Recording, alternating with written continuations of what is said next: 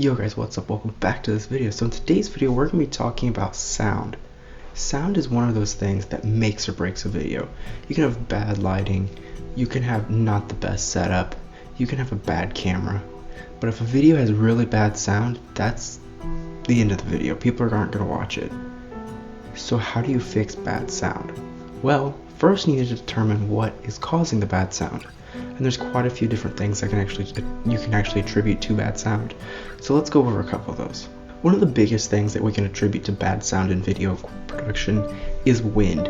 Wind noise is one of the things that kills a video or a movie worse than almost anything else out there. You can have a grainy video, you can have a video that isn't exposed correctly, filmed correctly, with the wrong frame rate, whole 9 yards.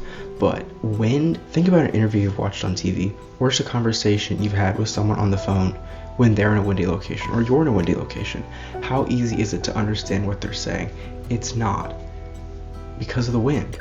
It just muffles everything, it cuts it out. It's this sharp whining noise the entire time, and that just distracts. So imagine you're trying to watch a movie and you hear wind noise the entire time.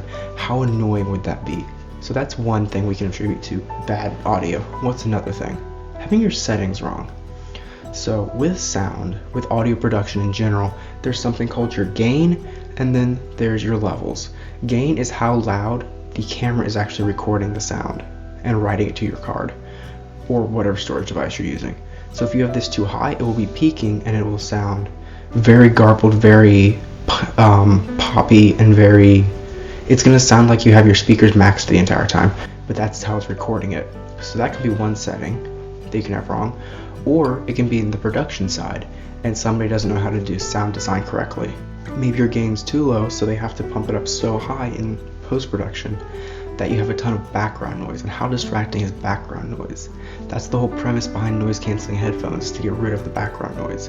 So it can be too high and it can be popping and peaking and awful. It can also be too low, and that's just as bad. Lastly, and this is one of the most common and easiest fixes to alleviate with sound problems, is something's just not plugged in right. You may have a cable put in wrong, you may have a cable with a short in it, who knows what it is, but something might be plugged in wrong.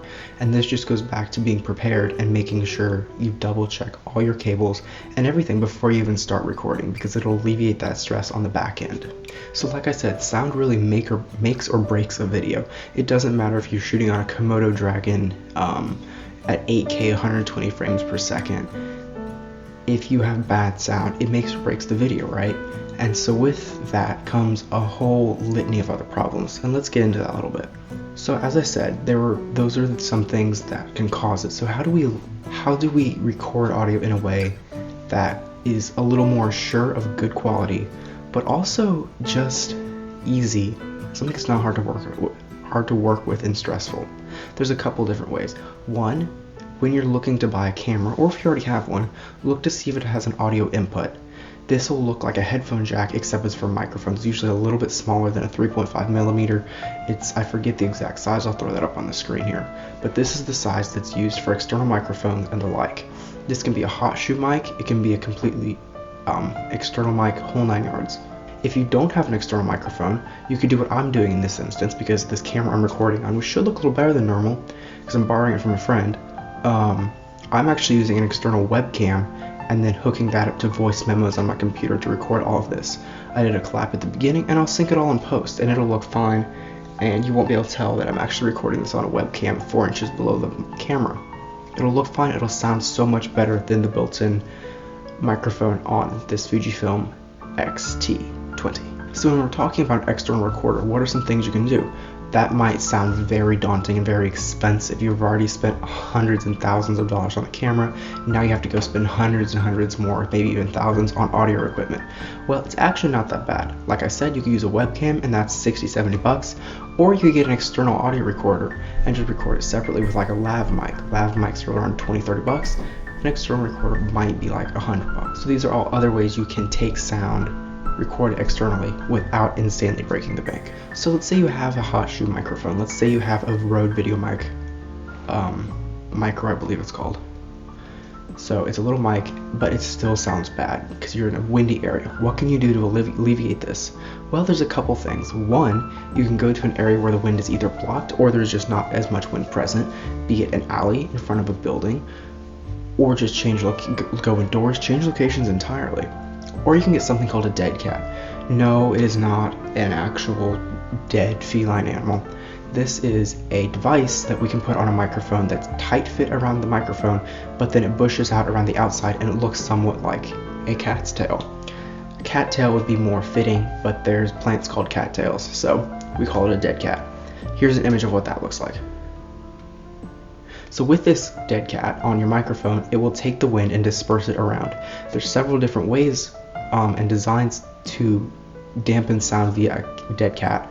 The most common is the fluffier type, but you can also get a more stiff one that will not block out as much sound, but it will preserve your voice a little better, a little less muffled, if you will. Or you could do both, muffled but better dampening of the wind. A lot of different options, and they're all affordable and easy to throw on a camera.